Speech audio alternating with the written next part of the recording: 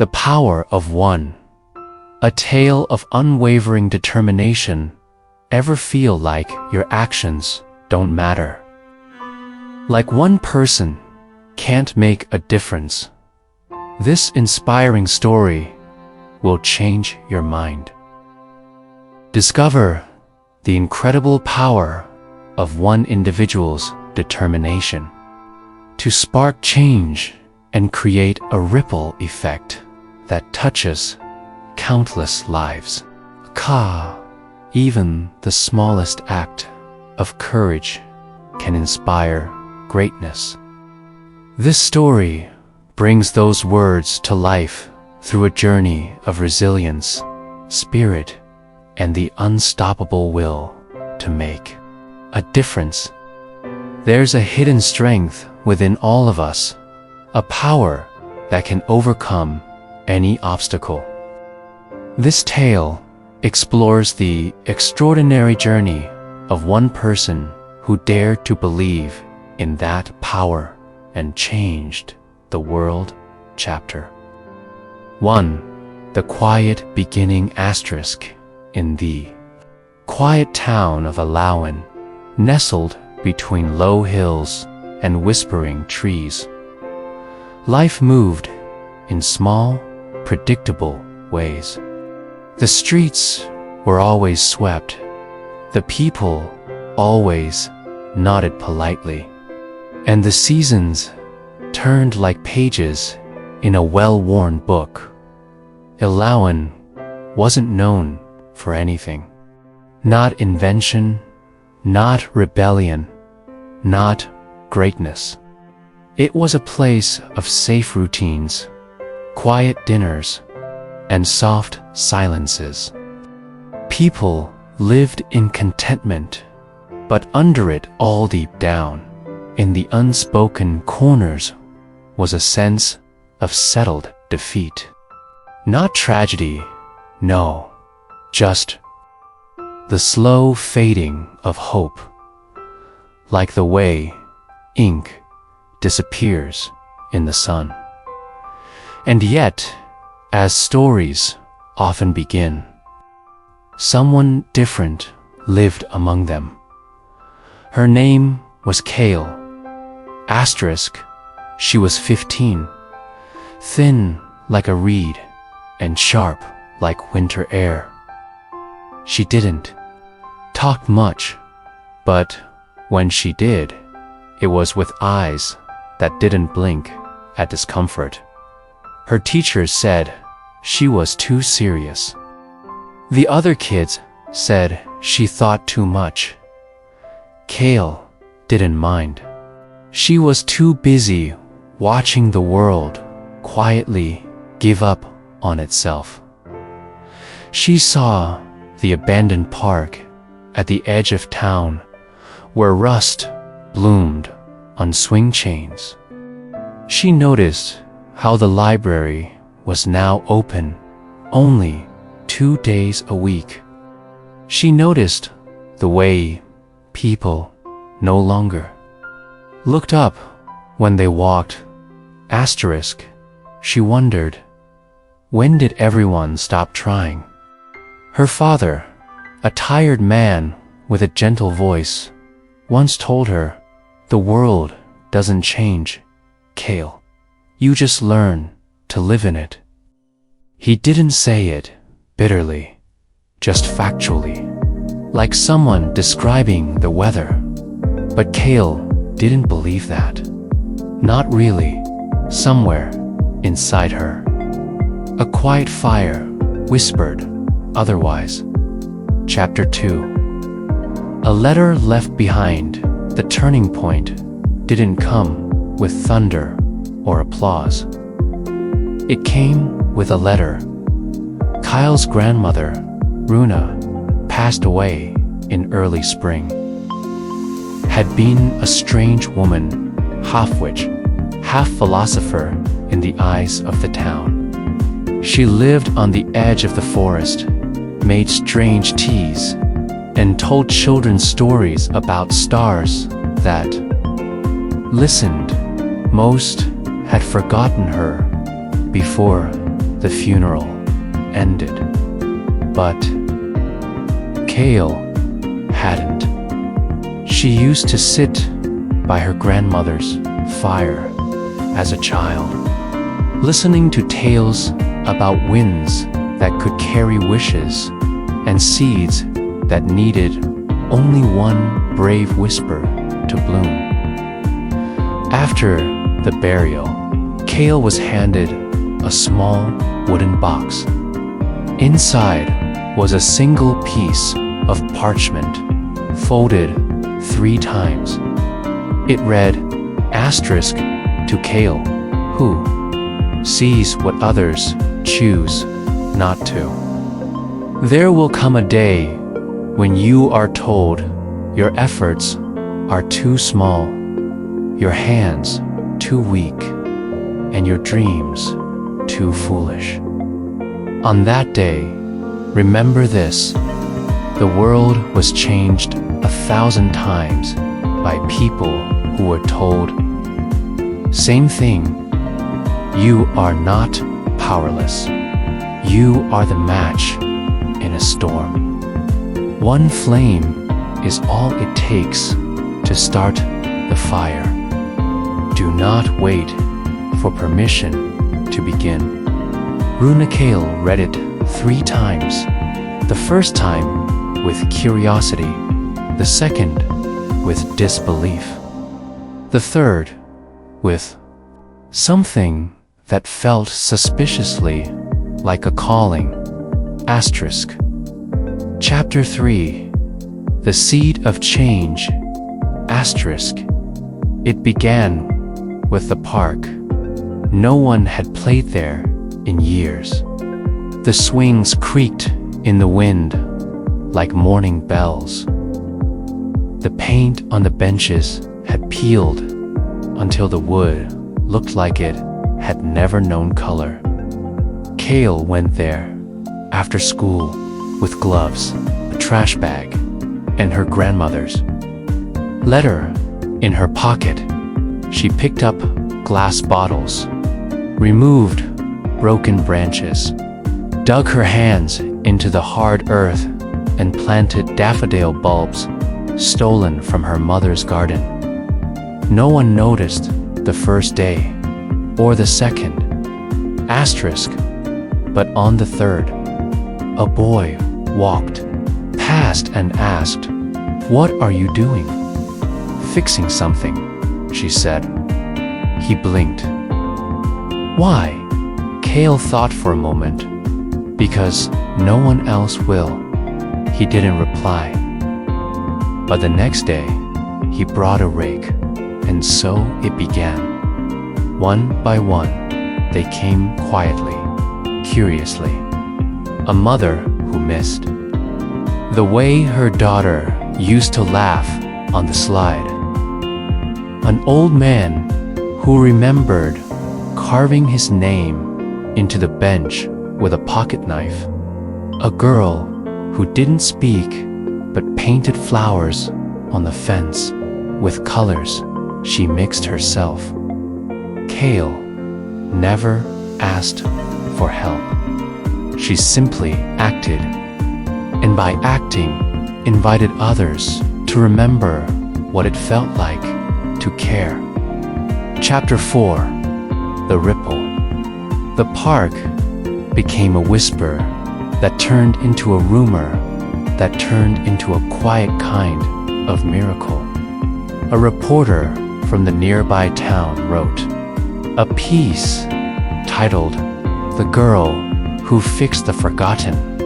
Kael didn't care much for the attention, but she noticed something. People started walking a little differently, with curiosity, with ... possibility, and yet. The moment that stayed with her came one evening when she was watering the flowers. A child ran past her, laughing, followed by another. Their laughter bounced off the newly painted walls like music. Kael looked up at the sky, pale and pink. Maybe one is enough to begin, she thought. Chapter 5. The challenge, but not everyone appreciated the change. Some of the town council members grew wary.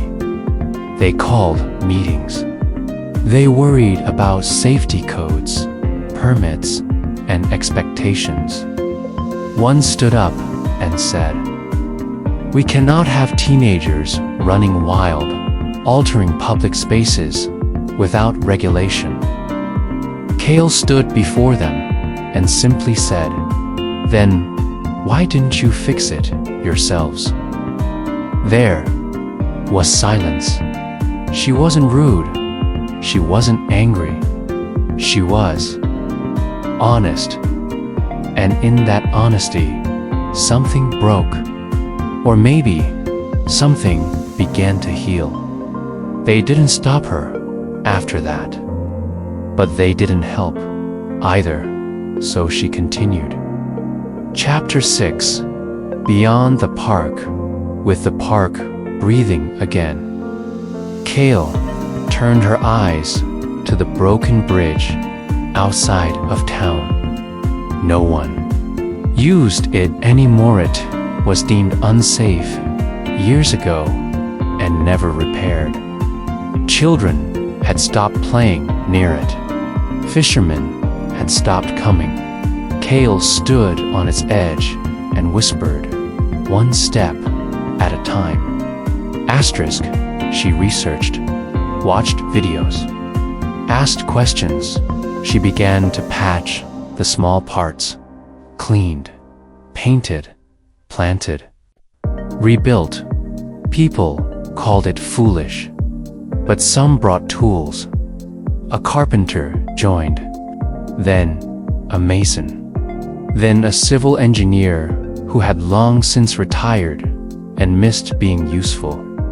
The bridge began to stand again, not just as a path over water, but as a symbol of what happens when one person refuses to believe the lie that they're too small.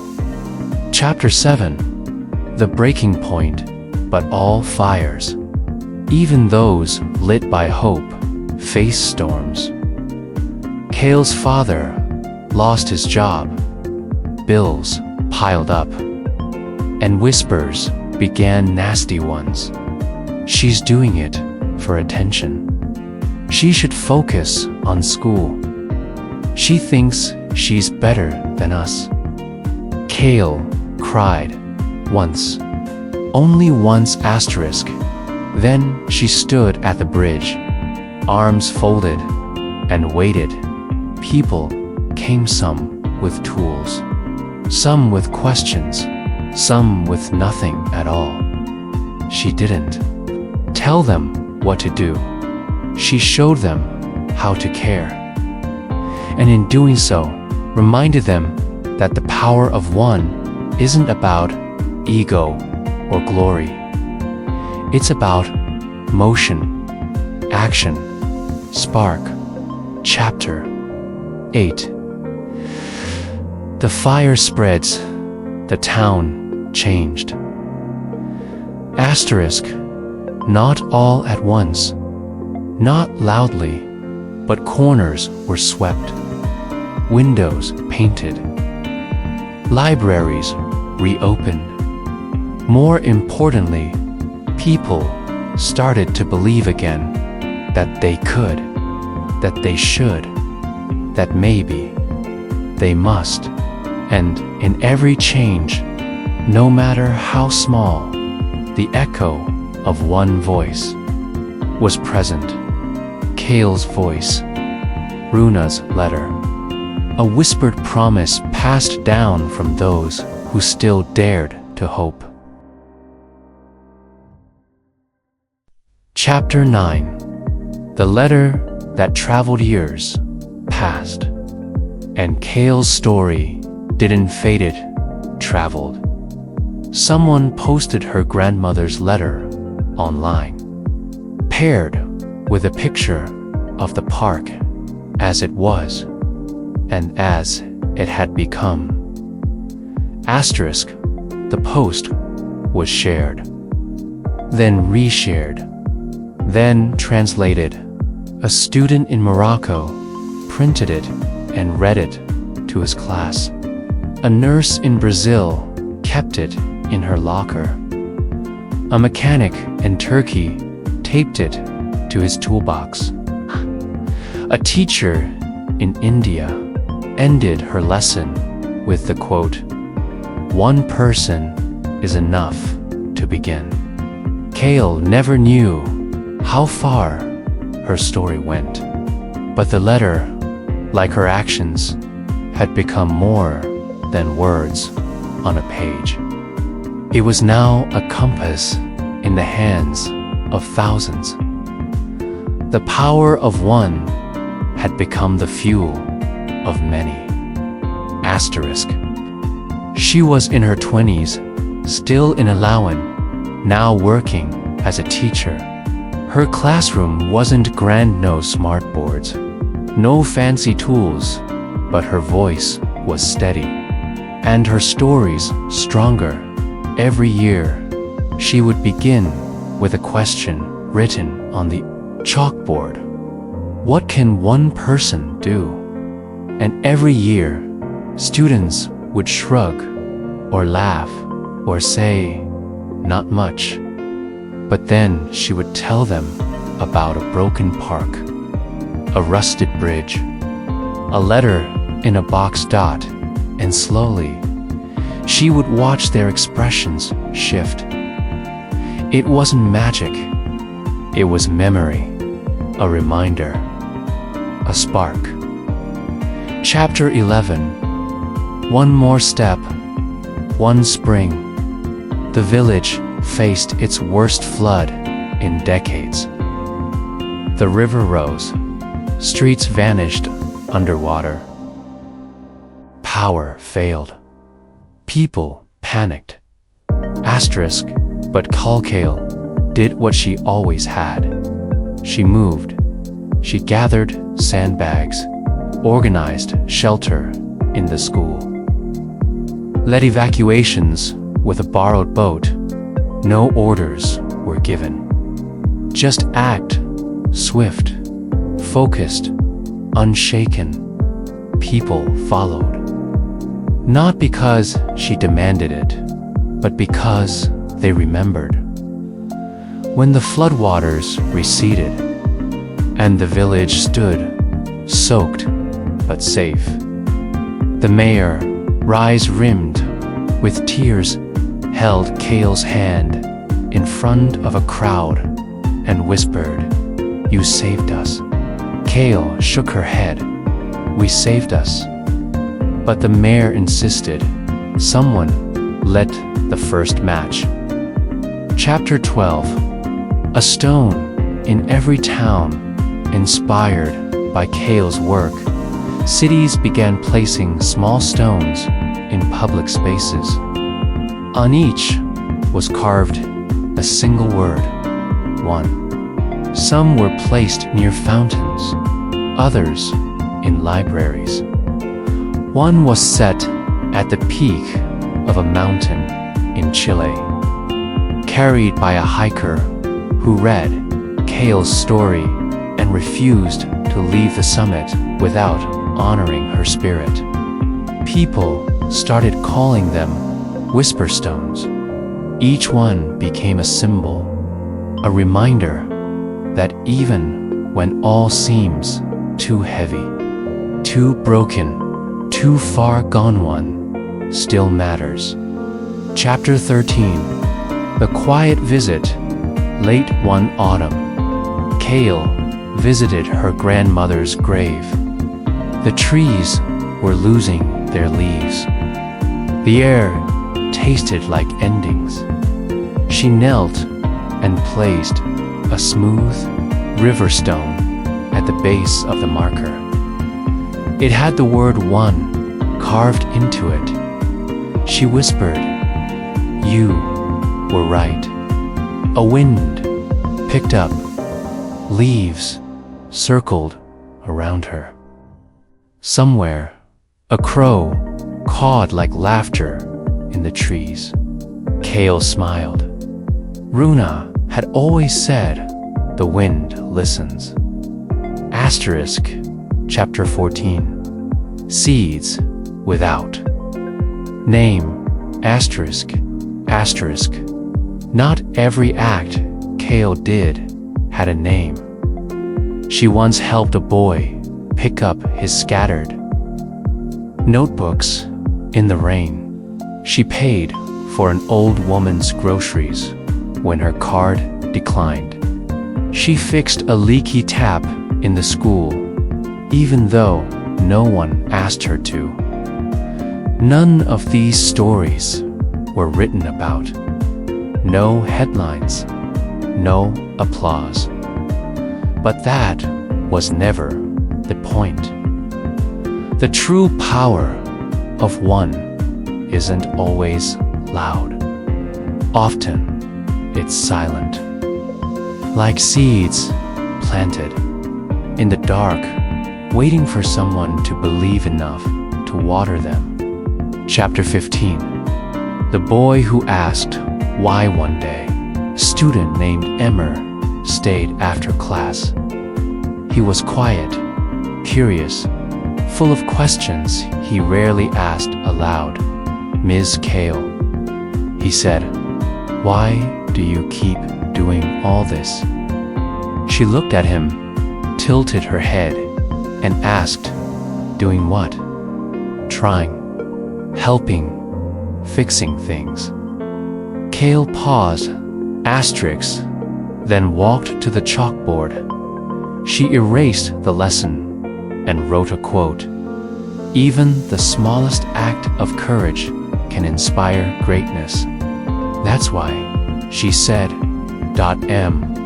or stared at it for a long time.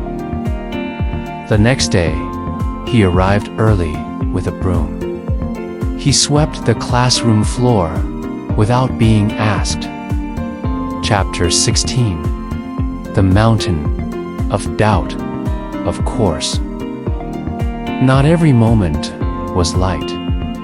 Asterisk, there were times Kael wondered if she was wrong.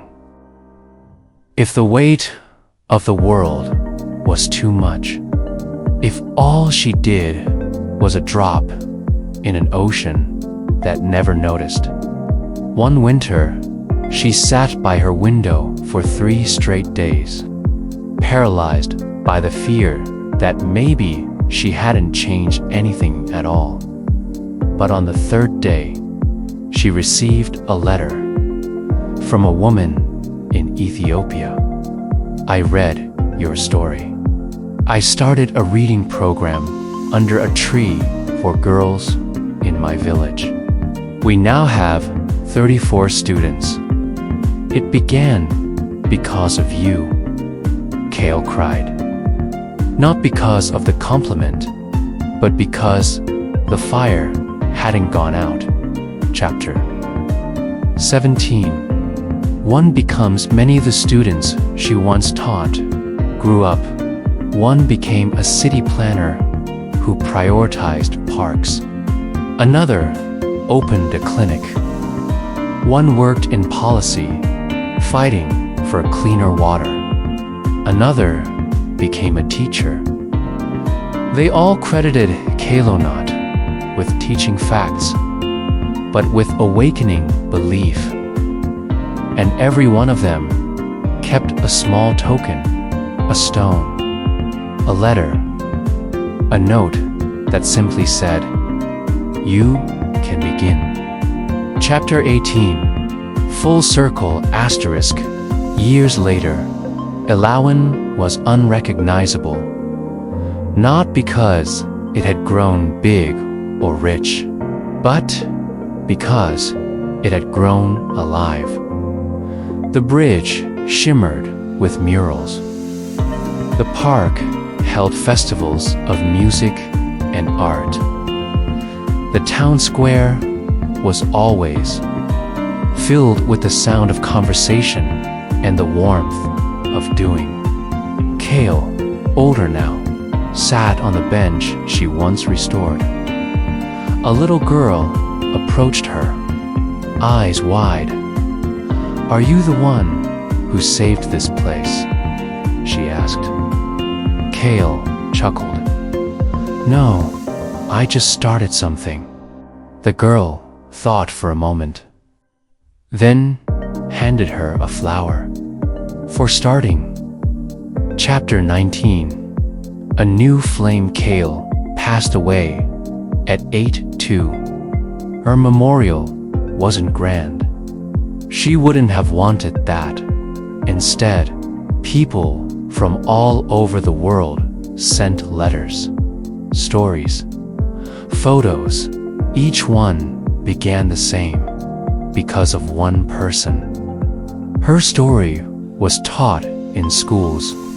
Whisper stones appeared on every continent, and every year on her birthday, people gathered to share one thing they'd done that month to make the world a little better.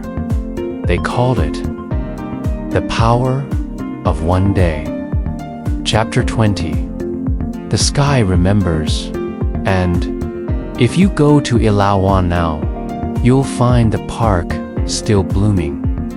There's a small bronze plaque on the bench near the daisies.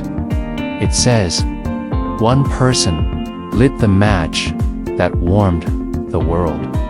And beside it, always, is a small stone, carved with a single word, one.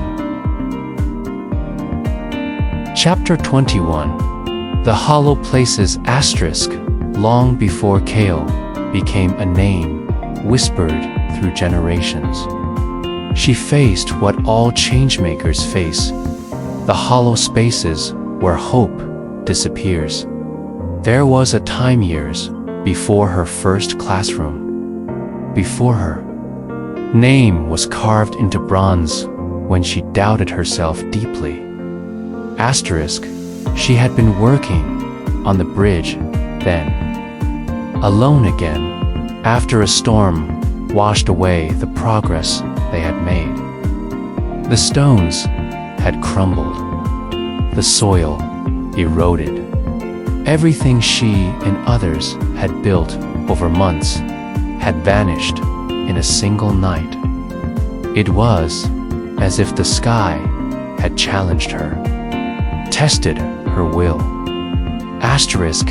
Kael stood there in the wet silence, watching the pieces float down the river like forgotten dreams.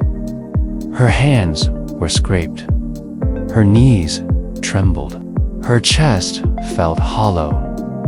She wanted to scream, but instead whispered, "What's the point?" The river did not answer.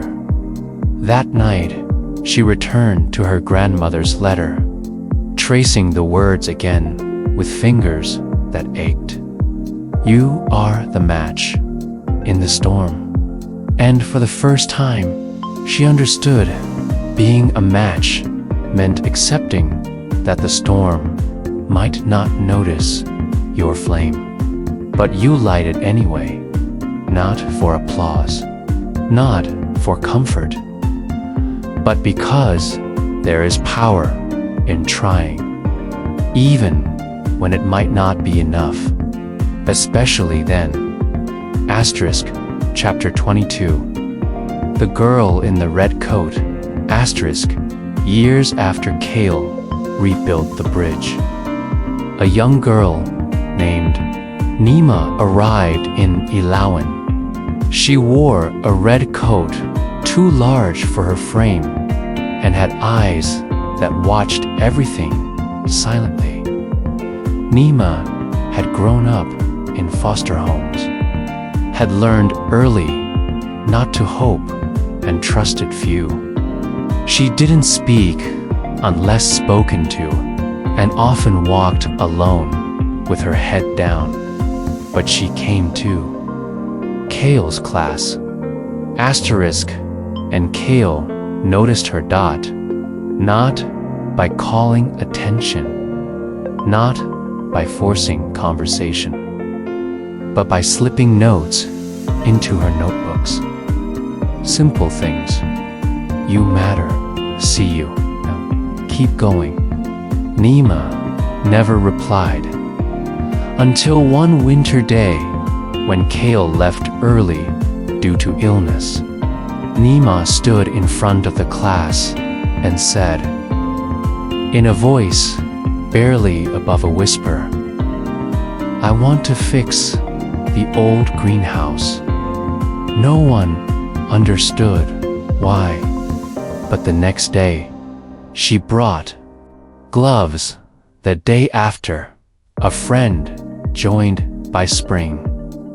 The greenhouse bloomed with wildflowers, and Nima, once silent, had found her voice. When asked why she chose the greenhouse, she simply said, because she believed I could. Chapter 23. Belief is contagious belief. When honest and steady spreads like warmth on a cold day. Kael didn't preach. She didn't command. She listened. She encouraged. She planted hope like wild seeds, never demanding they grow, only trusting they might. And they did. A shy boy began painting murals. A troubled teen started a tutoring circle. A group of elders began a storytelling circle that met every Thursday beneath the chestnut tree. None of them had a plan, but they had each other. The power of one had become the strength of many. Chapter 24. The sound of change. There's a sound to transformation. It's not a trumpet or a thunderclap. It's quieter. It's the scraping of a shovel against forgotten soil. The rustle of a page turned in a reopened library. The laughter of a child swinging where rust once ruled. The murmur of strangers saying, I'll help. That sound filled Eloan now, and wherever it echoed, a spark followed. Chapter 25. The stranger who knew one summer, a traveler passed through Eloan. He was old, weary, and seeking something he couldn't name. He noticed the bridge, the park, the stones etched with the word one. When he asked about them, a woman smiled and said, oh, those. They started with Kael. He tilted his head. Kael. The name stirred something in him. That night, he sat beneath the tree in the park and wrote a letter to the one who never stopped. You don't know me, but I know what you did. You reminded me to try again. After war, after loss, after silence, I believed I was done. But I saw your story, and now I speak in schools. I tell children the truth, that even broken hands can plant seeds, and even tired hearts can still love because you did. Thank you. He folded the letter, placed it beneath the roots, and left before morning. The wind carried his words to the stars. Asterisk, chapter 26. The letter's legacy, asterisk, when Kael passed. Home was turned into a learning center. It housed books, memories, and a glass case containing her grandmother's original letter, aged, soft at the folds, but still strong. Beside it was a digital wall that let people around the world leave messages. It filled faster than anyone expected. I started a food bank because of her. Her story got me through depression. My daughter now volunteers every Saturday. I teach now, like her. Some entries were just one word, one, and that word repeated across thousands of screens felt louder than any speech. Asterisk, chapter 27, The Child of Tomorrow. Asterisk, decades passed. Kael's name became part of textbooks, whispered in graduation speeches, painted on school murals. But none of that would have mattered to her. What mattered was the little girl who walked through the door of the center one rainy morning. Eyes bright, hands curious. She wandered past the artifacts, paused at the glass case, and read the letter aloud to herself. When she finished, she looked at her mother and asked, "Can I plant something?" And outside, in the muddy corner of the garden, she dug a hole with her bare hands and placed a seed inside. No one asked her to don't know. One told her how, but she had seen enough to believe. Chapter 28, The Stone Under the Tree. There's a tree in Awaken that blooms every spring. Beneath it is the first whisper stone ever carved. Time has worn its edges smooth. Moss hugs its corners. Birds rest on its roots. Taught children play near it. Lovers picnic beside it. Elders sit in its shade, remembering. Tourists stop and ask about it. Locals always smile. They say, "That stone. It's how everything started." But what they mean is, it's how we remembered we could begin again. Asterisk, chapter 29. A world changed. Asterisk, elsewhere in the world. A boy in Manila leads cleanup drives in his city's waterways. A woman in Nairobi starts a mobile library. A retired soldier in Poland mentors fatherless boys. A young man in Colombia repairs bikes for free every Sunday. None of them knew Kael, but each held the same fire. They believed that their single acts, small, humble, unseen, mattered, and they were right.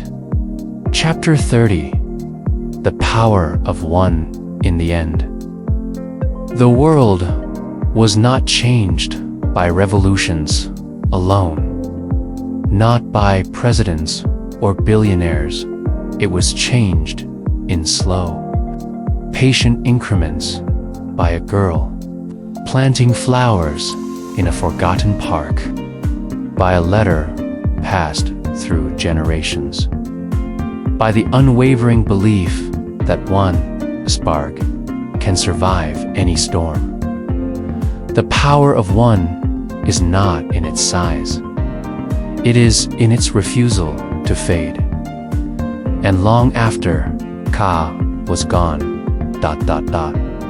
the fire she lit still burned in hands, in hearts, In every corner where someone whispered, "I will try." Chapter 31. The Shadow. Years. Every legacy goes through quiet years. Asterisk.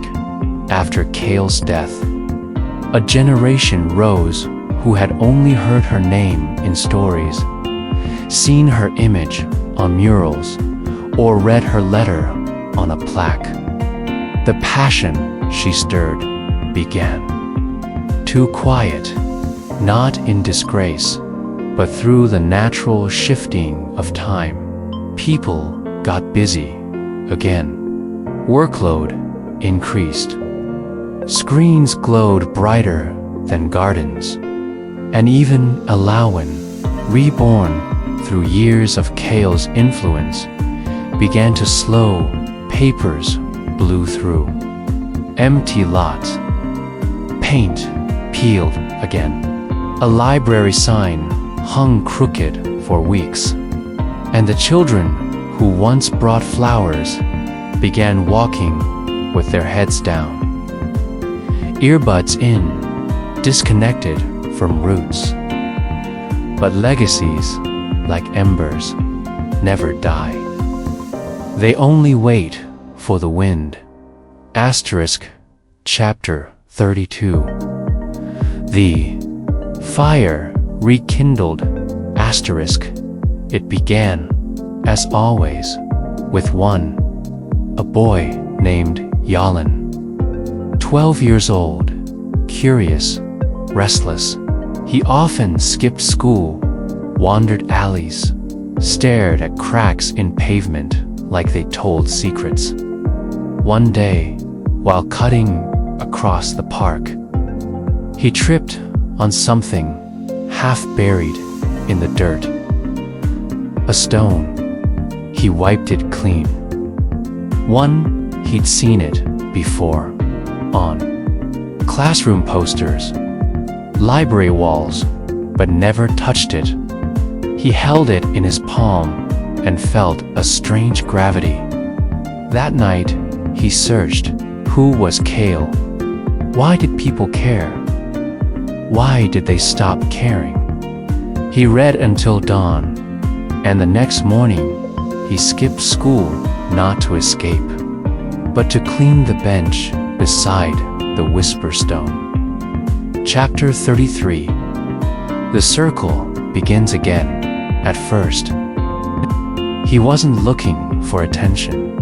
He swept the park with an old broom, fixed a loose board on the slide, planted daisy seeds by the tree. It felt like a secret, like he had inherited a story and was adding to it, line by line. But someone did notice. Girl named Imaya, who lived in the building across the street. She brought a watering can. Then a teacher walked by and offered brushes for the bench. Then someone donated new mulch. The ripples began again. What had been fading now flickered. Asterisk. Chapter 34. The forgotten book. Asterisk. In the center, Yalan found a book tucked between two shelves, thin, leather-bound, dust-coated dot. It was titled The One Who Began. Inside were journal entries, not Kael's, but written by those she inspired. The teacher who started night classes, the baker who gave unsold bread to shelters, the artist who painted kindness into alleyways. Each page ended with the same phrase. Because of her, I believed. I could. Yalan closed the book with care.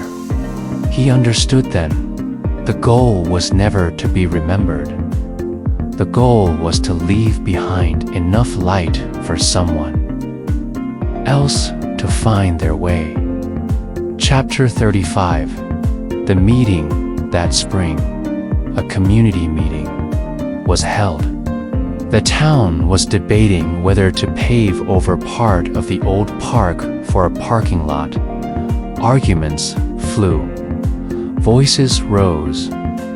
Then Yalan stood, small, soft-spoken, hoodie too big. He held up the stone.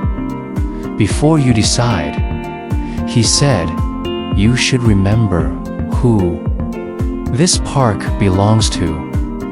The room fell silent. It doesn't belong to us, he continued. It belongs to the people who believed we could be more. He placed the stone on the table. We can keep it, or we can forget it. There was no vote that night. The plan was shelved. The park was saved. Asterisk. Chapter 36. Across the waters. Asterisk. Meanwhile, beyond Elawan, change continued in ways no one predicted. A radio station in Brazil began airing short daily stories titled Power of 1 Minute. A school in South Korea created an annual event where every student performed one anonymous act of kindness, then shared the result without names. In Uganda, a widow started a well-building project using the slogan, "Start with one, build for many." No one connected all these movements, but each carried a seed from the same tree. Each told a version of Kael's story, altered by time, culture, and voice, but rooted in the same truth. That one is never too small. Chapter 37. The Wall of Hands, asterisk, at the Elawan Center. A new exhibit was unveiled. An entire wall covered in handprints, real and digital, from people around the world who had done one thing to help another. Each hand had a name, a country, and a single act. No fanfare. No fanfare. Just stories. I sat with a homeless man and listened. I reported a tree that needed trimming near a school. I told my mother I forgave her. I fixed my neighbor's door. I taught a stranger how to read. I didn't give up. Visitors walked in silence, often leaving in tears. Chapter 38. Kael's final words. Though Kael never published a book, she left behind pages scattered, scribbled in pencil and ink. Years after her death, her niece compiled them into a small volume titled Even If No One Sees. The final page read, I used to think I had to fix everything. Then I realized, it's enough to begin. It's enough to plant. It's enough to keep walking, even when the road disappears. If the match doesn't light the world, maybe it lights the next match, and that's enough. The book became a quiet bestseller, not because it was loud, but because it reminded people how to listen to themselves. Asterisk. Chapter 39. The Flame in the Mirror. Asterisk. One day, Yalan now older, stood before a mirror. He wore a teacher's badge. In his hand was a slip of paper passed down through 3 generations. It bore only 2 words: begin anyway. He taped it to his classroom door. On the first day, his students walked in and asked, "What does that mean?" Yolan smiled and told them a story. Chapter 40. The Legacy of One. Now, dear listener, take a breath. Look around your world. See the cracks, the broken swings, the tired eyes in others, the corners no one seems to care for. You may not fix everything, but you can fix one thing. One garden, one friendship, one truth told, one injustice named asterisk, one moment of love extended. When none is owed, the power of one was never about size. It was about refusal. Refusal to surrender. Refusal to forget. Refusal to believe the lie that you don't matter, because you do. You are the spark. You are the voice.